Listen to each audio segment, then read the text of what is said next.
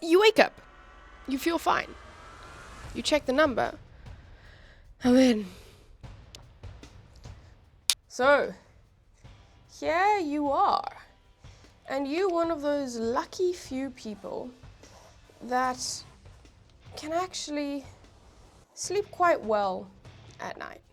You haven't really had a problem falling asleep, and you usually wake up and you feel quite rested, and life is good. Now, your friend convinces you to say, hey, you know what? There's this new technology where you can get your sleep tracked on a ring. And she's like, oh, okay, that's cool. I always found these smartwatches kind of bulky and weird. So she's like, okay, you know what? I will buy one of these and try it. So she puts on her ring. Ooh, whatever. She puts on her ring and she goes to sleep.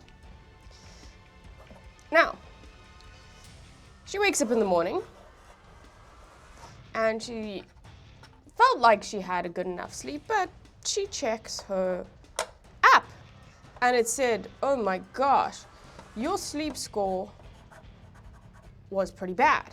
And she thought, okay, that's probably the first time she's using it, trying to get a baseline. So the next night she does the same thing and she goes to bed. However, still thinking about what this sleep score was telling her. And then she wakes up again, she checks it, and the sleep score was even worse. She's like, no. Next night she tries it again, and now what has happened is this anxiety of this sleep score being bad is causing her to sleep worse. So this never-ending cycle of, oh my gosh, technology is doing stuff is actually hurting her. So sleep researchers, they named this concept orthosomnia. The researcher who coined this term described one case of a 27-year-old woman whose tracker said she wasn't sleeping at night. She then did an overnight lab study where, they put people in a room and they actually sleep with all these things on and they monitor them. And the lab results said, no, you're sleeping fine. The thing is, she just wouldn't believe them. She trusted Fitbit more. The apps, this data made them more worried about their sleep, which one can argue is a good thing and a bad thing. And the reason why I'm talking about this today is because I was online and I can't find the damn TikTok. If I do find it by the time I edit it, I'll insert it here. But it was talking about how Gen Z, the correlation between Gen Z and them not drinking alcohol is linked to their little sleep trackers. Because as soon as they drink alcohol, their sleep does weird things. And I was like, oh, that's a weird stretch to drawing the line between less alcohol consumption, that's kind of in the news these days, and sleep trackers. But I was like, kind of makes sense, no? So what I find actually really fascinating about this is that prior to having these devices that we carry around, measurement always followed experience. Like a thermometer would already confirm the fever that you're feeling, or a blood test confirms whatever suspicion that you had about your body. These instruments, they come after the lived experience of something. It verifies it. It quantifies this feeling, but it doesn't lead. It's not the instigator for most things.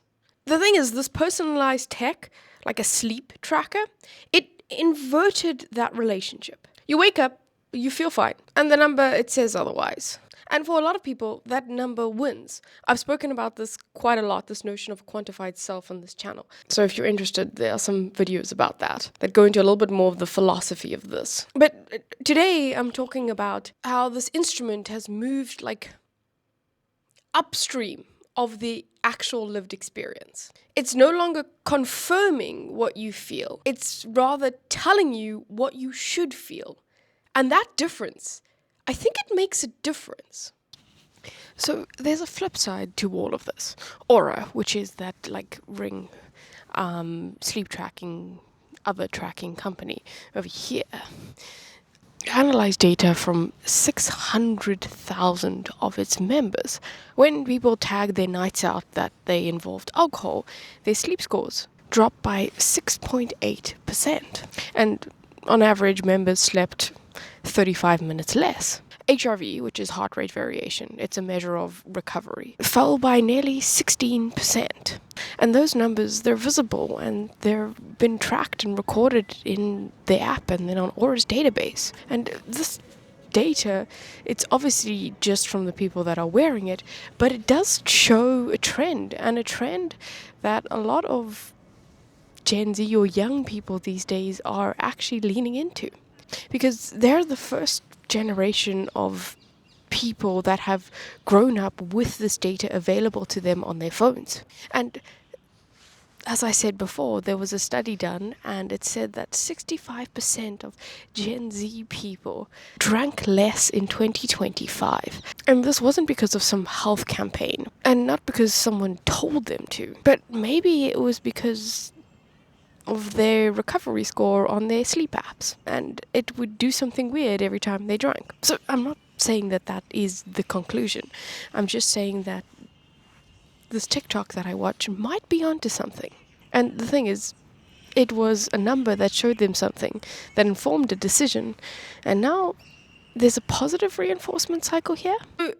Humans are weird creatures, and there's a possibility that a lot of us would stay in bed to increase our sleep score, or, I don't know, use less blankets even if we feel cold, because we know that when you sleep cold, you get a better sleep. And all of these things are not for the experience of sleeping, but rather to have that score look better in the morning. And as I mentioned with the TikToks, I do this as well. It's an easy reason to be like, I'm not going to socialize because maybe my sleep score will be weird if I don't go to bed at the same time every day. And this metric, this number that comes from some random algorithm behind the scenes, is dictating when I sleep, how I sleep, how long I should stay in bed, how much I should rest. And the intention that we're sold is that this is a good thing. Like, we all know that we should sleep and probably sleep more or higher quality, whatever. So if something is telling us how to do that, we're like, oh, it's probably good. And I think that's, it's probably good. That shift, that's where it's happening. We kind of haven't noticed that something else is dictating our lived experience. And the thing is, sleep is just where it started. Wearables, they're moving into cortisol levels, emotional state, cognitive load, stress, all of these things I've discussed before. But we're moving in that direction where it will be directly available to you and for your own body. And the next generation of these smartwatches or smart rings will literally have that information available to you. And something that we've always only felt on the inside will be available in like a data format on your devices. The question I have, and I don't know the answer to, is what happens when we have all this data? How will it affect how we navigate the world and the decisions that we make? Because when the number arrives before the feeling, and you spend so much time or years learning to trust that number, does experience still get a vote? Or will that data be used to manipulate you in some way because you've built the trust on there? What happens if advertisers get hold of that data and know that you're going to look at it and feel a certain way, so they will advertise X product to you? I'm not going to go down the skeptical road, but I think there's something there. Yeah. So it's Friday, and I have a long run in the morning, so I'm like, oh, obviously I need to go to bed. Usually Fridays I'll do something or spend more time. I don't know. I don't have to go to bed at my time so I can wake up early. But now I'm like, oh, I have a long run. I might as well go to sleep. And now it feels not like a Friday night. I don't know why am I telling everyone this. But like, I want a good sleep. And I look at my watch to tell me if I did sleep well, which will probably give me a boost to be like, oh, you'll be fine to run tomorrow. Yeah. Anyway, it's a weird one that we're living with, and I think it will extend further than sleep stuff. But maybe it's also a good thing. I'm not actually sure. Anyway, it's Friday, guys. I hope you have a lovely weekend, and I'll check you on Monday.